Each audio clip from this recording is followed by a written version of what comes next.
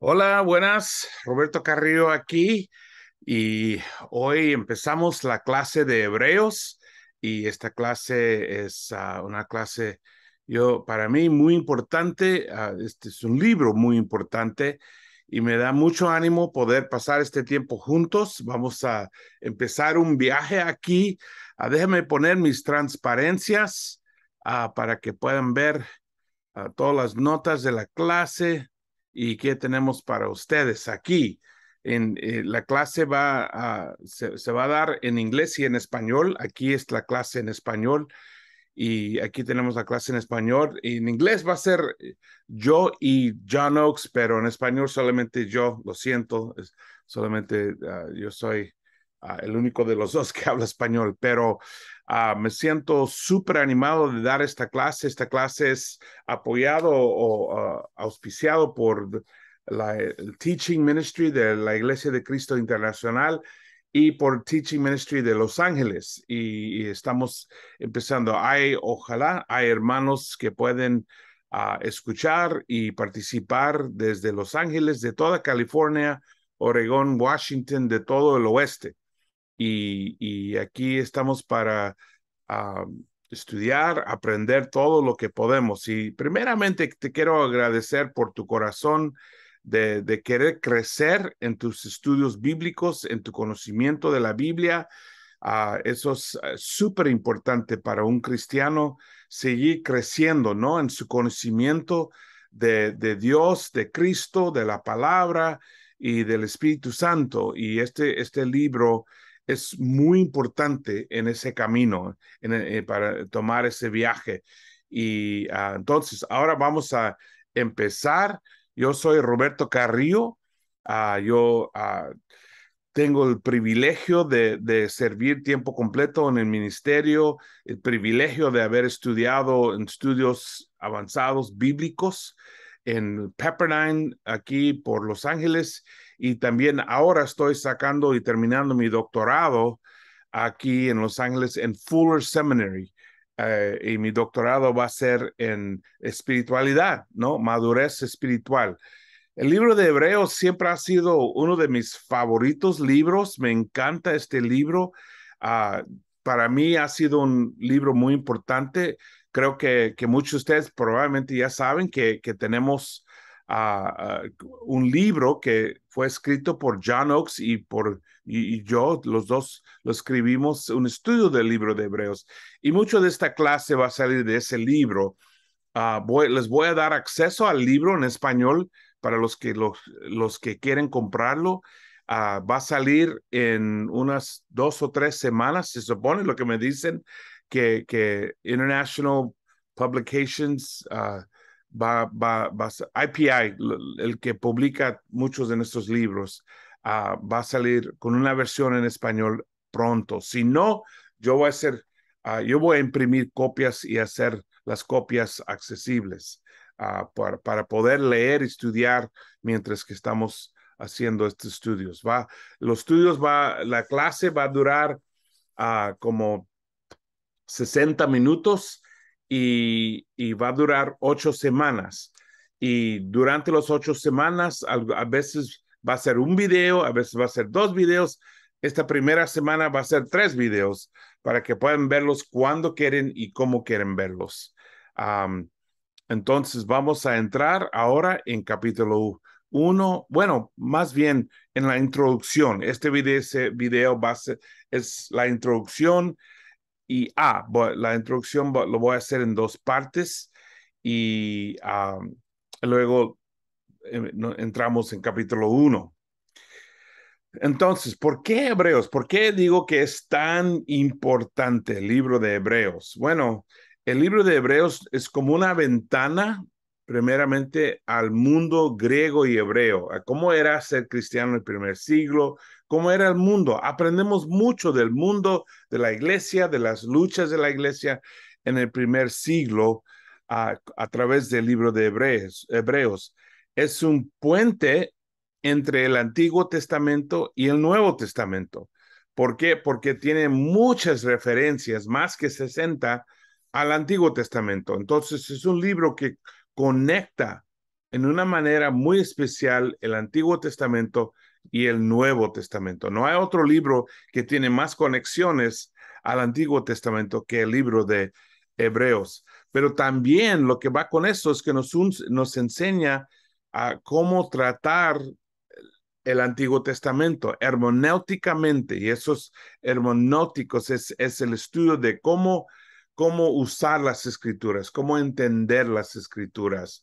En el pasado muchas veces yo escuché hermanos enseñar que no, nosotros no interpretamos las escrituras, solamente las ponemos en práctica.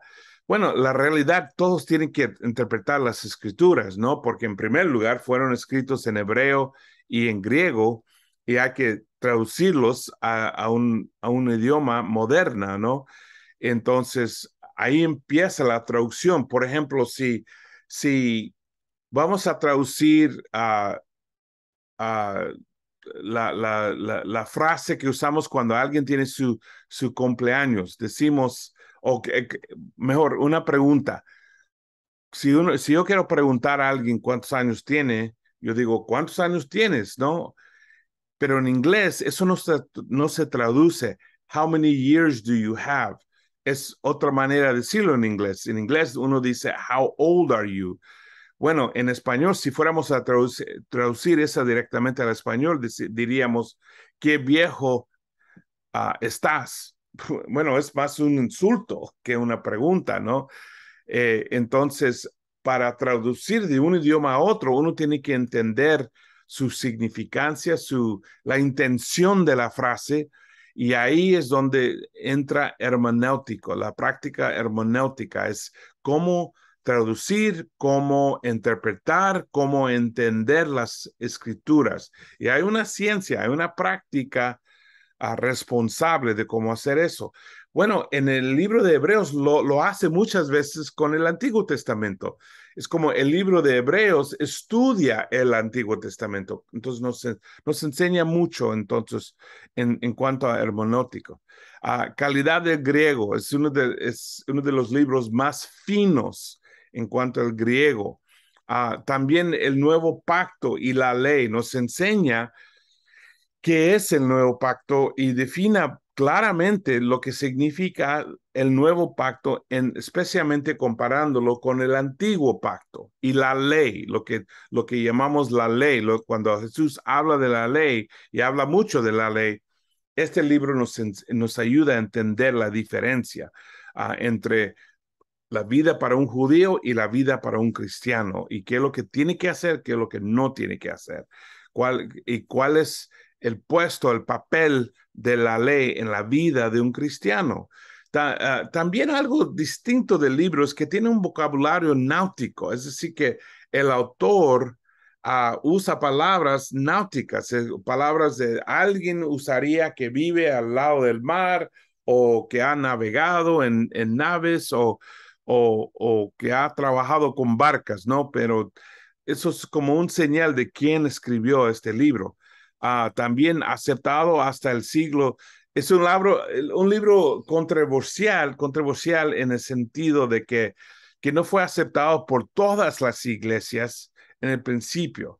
Y la verdad que los primeros 300 años otras personas escribieron cartas y libros tratando de meterlos en lo que se llama la Biblia, y no fue hasta el cuarto siglo que empezaron a definir esto es bíblico, esto no es bíblico.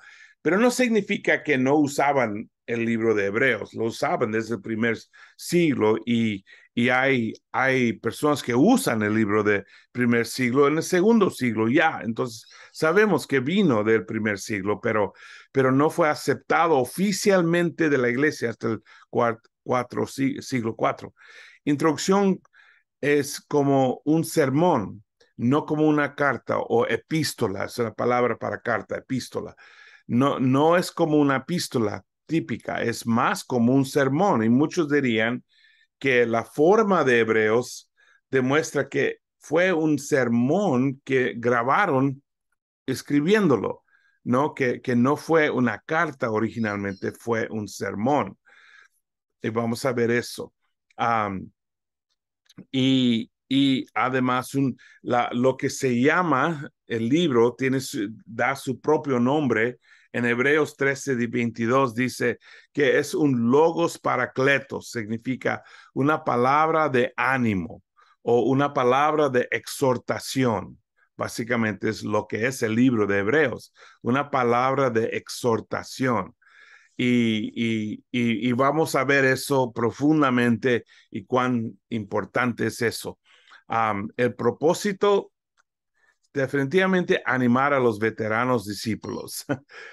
Eso sale desde el principio hasta el fin, ¿no? Es un ánimo, o otra palabra, otra manera de decirlo, una exhortación a los veteranos discípulos. Y aquí está el versículo que acabo de hablar. Dice, por tanto, renuevan las fuerzas de sus manos cansados y de sus rodillas debilitadas. Hagan sendas derechas para sus pies, para que la pierna coja no se disloque, sino que se sane, ¿no? Que es una llamada a ser fuertes, ¿no? Una llamada a ser fuertes en la fe. Algo muy grande en este libro, tal vez la cosa más importante que nos da este libro de Hebreos, es una cristología detallada, ¿no? Nos enseña mucho de quién es Cristo y cómo funcionó Jesucristo, ¿no? Y nos da mucho de, en primer lugar, su humanidad, segundo lugar, su divinidad, tercer lugar, su reino y cuarto, su valor, ¿no? Aprendemos muchísimo de Jesús y habla mucho de quién es y nos explica, nos ayuda mucho el libro de Hebreos a entender la importancia, la significancia y la práctica de quién es Jesús, ¿no? Empieza en el primer capítulo diciendo, Dios, que muchas veces de varias maneras habló a nuestros antepasados en otras épocas por medio de los profetas, en estos días finales nos ha hablado por medio de su Hijo Jesús. A este lo diseñó heredero de todo y por medio de él hizo el universo. El Hijo es el resplandor de la gloria de Dios, la fiel imagen de lo que Él es y el que sostiene todas las cosas con su palabra poderosa. Después de llevar a cabo la purificación de los pecados, se sentó a la derecha de la majestad en las alturas. Así llegó a ser superior a los ángeles en la misma medida en que en que el nombre que ha heredado supera en excelencia al de ellos. Ahí ves desde el comienzo de la carta y ves ahí cómo empieza como un sermón, ¿no? Realmente este párrafo es bellísimo en el griego, es muy fino, es como literatura, ¿no? En la manera que fue escrito, en todo lo que dice en unas frases rápidas y nos enseña mucho el papel de Jesús. Y así es realmente todo el libro de Hebreos. Y para mí, yo lo pongo en la categoría de los frases más importantes en cuanto a la cristología que tenemos. Cristología significa el estudio de quién fue Cristo, básicamente, ¿no? Como teología es el estudio de quién es Dios, cristología es el estudio de quién es Jesús y las características de Jesús. Entonces, este es uno de los más importantes en toda la Biblia.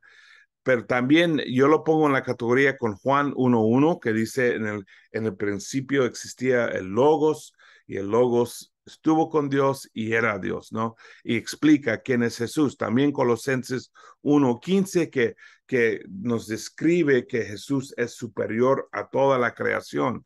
No, estos tres van juntos en cuanto a enseñándonos quién es Jesús y la importancia que lleva a Jesús. ¿Cuándo fue escrito el libro de Hebreos? Lo más probable es que fue escrito entre 60 hasta 70 después de Cristo. Um, no, probablemente antes de 70. ¿Por qué? Bueno, porque un evento gigante en la historia de la iglesia, gigante en la historia del pueblo de Dios, es la destrucción del templo en el año 70. No menciona nada de eso. Entonces, lo más probable es que tenía que ser escrito antes, porque como habla tanto del tabernáculo y de la comparación del pasado y el presente, hubiera dicho algo y habla del fin del primer pacto o del pacto de Moisés, del templo, hubiera mencionado a eso si eso ya hubiera pasado. Entonces, obviamente, no ha pasado la destrucción del templo. Entonces es antes de 70, pero por los comentarios y lo que dice, es bastante claro que están recibiendo mucha persecución y sabemos ya que en los 60 era un tiempo de mucha persecución. Sí habla de los sacrificios en muchos lugares. Ahora, muy interesante que los menciona del tabernáculo, no del templo tanto, pero parece que todavía estaban haciendo los sacrificios cuando fue escrito.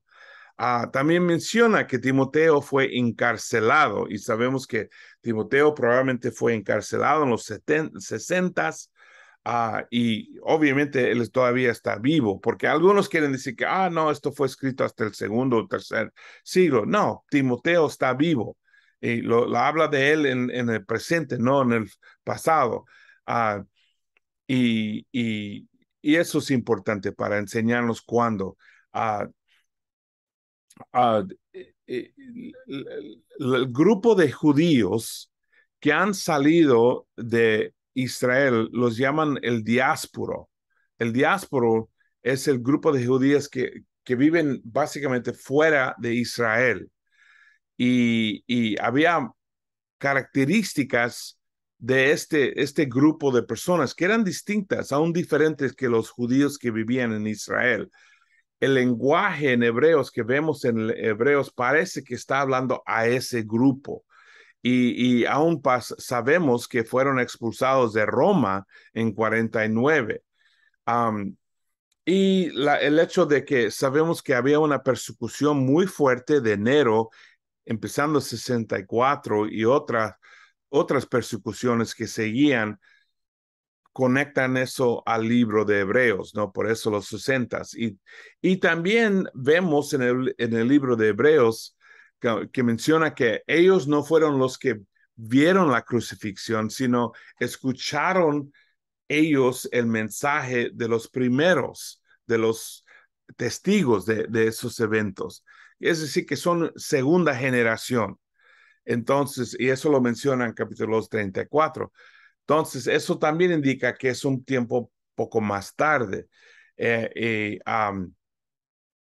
Y nada más un punto, un detalle, que en primera de Clemente 36:6 fue una carta que fue escrito por Clemente, un discípulo del segundo, bueno, probablemente nació en el primer siglo, vivía en el segundo siglo, menciona o usa la carta de Hebreos. Entonces sabemos que ya lo estaban usando en la iglesia. Tal vez no todas las iglesias, pero ya estuvo en uso en ese tiempo.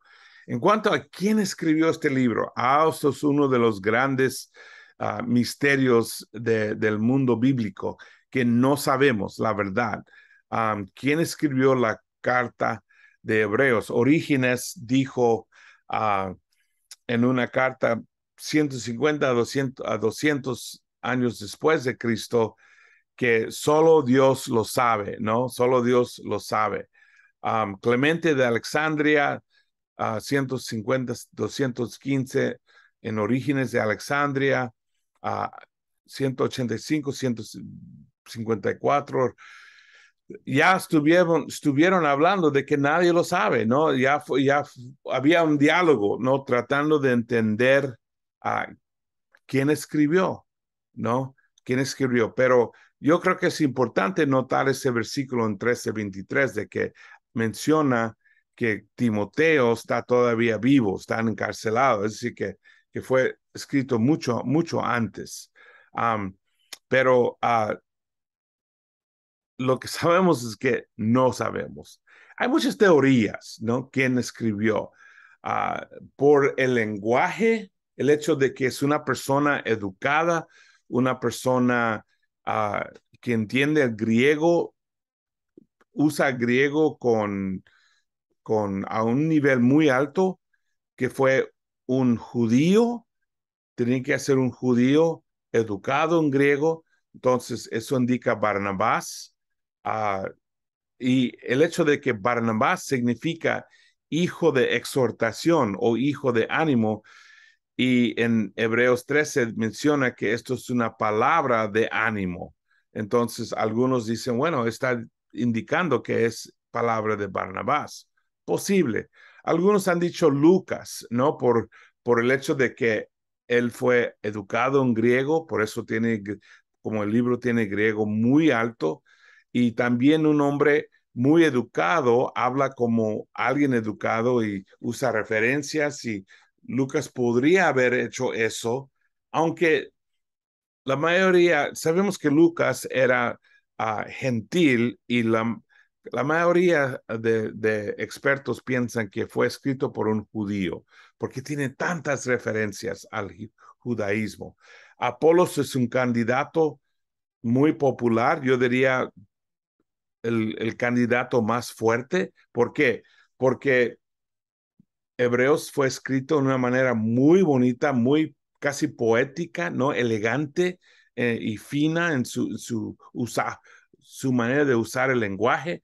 Y Apolos fue conocido como un orador excelente, ¿no? Un predicador. Además, él vino de un pueblo en la costa. Entonces explica que por qué usa palabras náuticas, ¿no? Podría haber sido Apolos. Yo diría Apolos y Barnabás son los candidatos más fuertes.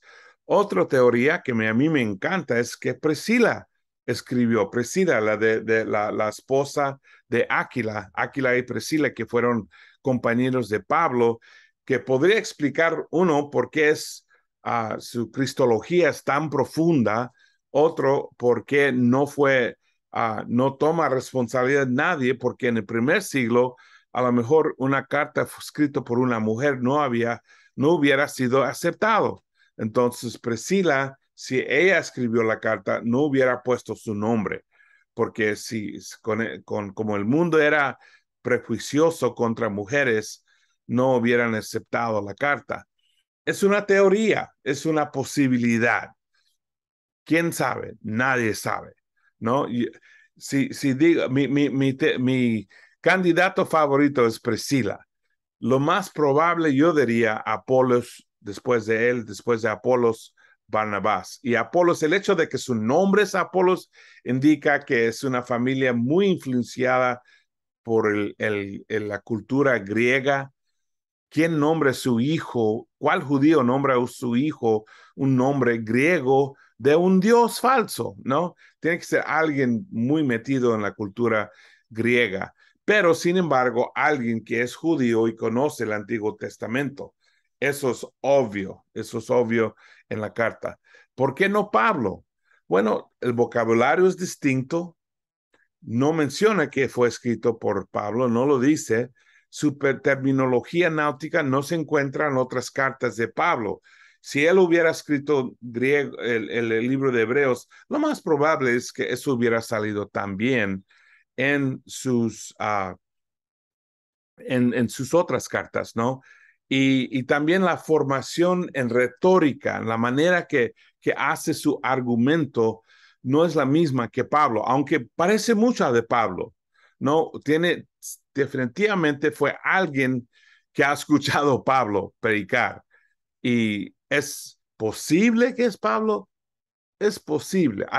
Y la verdad, en el tercer siglo dijeron que lo más probable que fue Pablo, pero ya otros ya habían dicho que no puede ser.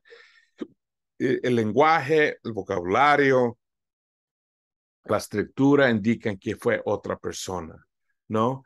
Um, um, y algo que a mí me encanta, que hay una frase que dicen en Hebreos, más que una vez, perdón, en Hebreos 4, dice, dice, Pues en algún lugar se ha dicho así del séptimo día.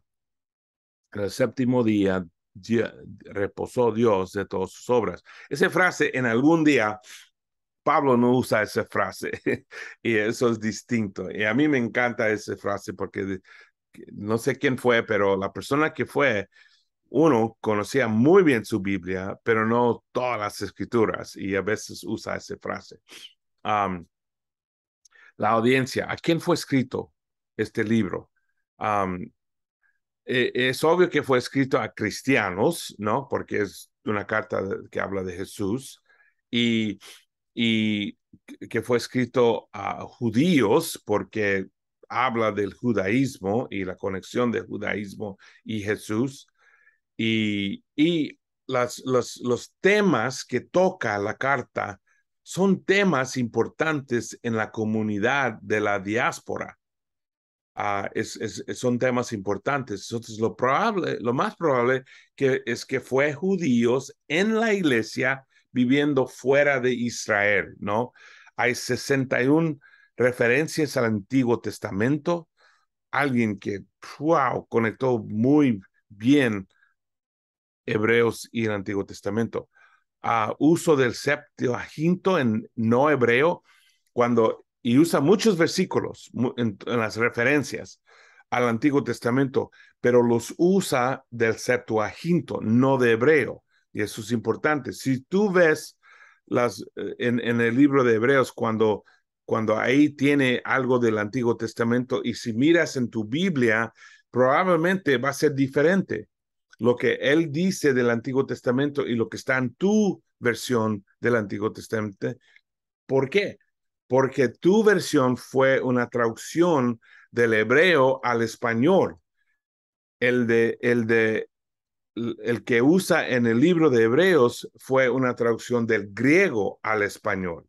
Entonces, por eso hay diferencias a veces. A veces tú ves algo que dice en tu Nuevo Testamento y lo ves en tu Antiguo Testamento y es diferente. Por eso. Los símbolos, temas de que habla de Moisés, de los ángeles, de sabiduría, son temas importantes en la comunidad de la diáspora. Entonces, eso indica algo. No explica la religión judía. Se supone la carta que la persona escuchando ya conoce la religión judía, ¿no? Ah, eh, y sabemos que aún en Roma, solamente Roma, y porque muchos dicen que Roma probablemente es la audiencia, ¿no? De esta carta. Sabemos que había de 40 a 60 mil judíos viviendo en Roma. Entonces, algo muy importante, ¿no? Um, ya, como ya mencioné, segunda generación, habla de la madurez en la fe, es un tema muy importante, y la historia de fidelidad, la historia que todos los judíos en la diáspora conocen muy bien, todos judíos, pero un tema muy importante. Hay una frase que menciona en capítulo 13 que es muy interesante, dice el autor, saluden a todos sus dirigentes y a todos los santos. Los de Italia les mandan saludos. Ahora, parece que algo que es una frase que nos explica quién lo escribió, pero realmente no, porque en la manera que fue dicho, no sabemos que si es Pablo en un lugar con algunos italianos, que si es una carta fue escrito a los judíos de Italia, y él tiene algunos italianos con él, no judíos italianos, y por eso los hermanos de Italia están saludando a los hermanos de Roma, ¿no? O si está en Italia, escribiendo la carta a judíos fuera de Italia, diciendo los hermanos de Italia te mandan saludos. Entonces se puede interpretar de las dos maneras. Puede indicar que vive en Italia o puede indicar que está fuera de Italia mandando saludos a los italianos judíos. No sabemos, no sabemos. Um, el mundo de la diáspora ya lo conocen ustedes, es básicamente el mundo del Imperio Romano, de los griegos, de la cultura griega y del Medio Oriente, de Israel, ¿no? O Palestina, y palestino. Esto es el mundo de los diásporas. Ahí puedes ver dónde vivían los judíos y, y, y estos son la audiencia o los que están escuchando esta carta, viven en estos lugares, ¿no? Y esto también coincide o va con quien usa la Septuaginta. Y para los que no saben, la Septuaginta es la versión del Antiguo Testamento en griego. Entonces, en ese tiempo, en el primer siglo, el Antiguo Testamento estuvo solamente en hebreo con una excepción, que antes un grupo de judíos hicieron una traducción del hebreo al griego para el mundo de los griegos en ese tiempo. Y todavía en el primer siglo todo el mundo hablaba, todo el mundo educado, y el idioma más común era griega, ¿no? Cambiando al latín, no todo el mundo básicamente hablaban, los que viajaban, los que eran importantes en la comunidad, casi siempre entendieron latín, griego y en Israel, hebreo. Por ejemplo, en la cruz, cuando pusieron el letrero arriba de la cabeza de Jesús, fue escrito en latín, hebreo y griego, ¿no? Y eran los idiomas. Um, entonces ya mencioné el valor para la iglesia, el hecho que dice que el libro se nombra, su propio nombre que dice es, hermanos, les ruego que reciben bien estas palabras de exhortación, ya que les he escrito brevemente. Entonces, el libro de Hebreos mismo dice, esto es la palabra de exhortación, el paraclesis. Ok, eso es la introducción y voy a parar ahí, ya estamos un poquito más que media hora y esto es introducción A, próxima clase, introducción B. Vas a ver también una introducción en muchas de las clases para una clase del Nuevo Testamento 664, creo que es 764S. Es que esta clase fue enseñada en un programa de la universidad, una clase que tomaron muchos estudiantes, pero lo estamos repitiendo para ustedes y para la iglesia. Entonces, ahí paramos. Gracias, hermanos. Saludos. Y Roberto Carrillo aquí diciendo buen camino. Y paramos aquí. Chao.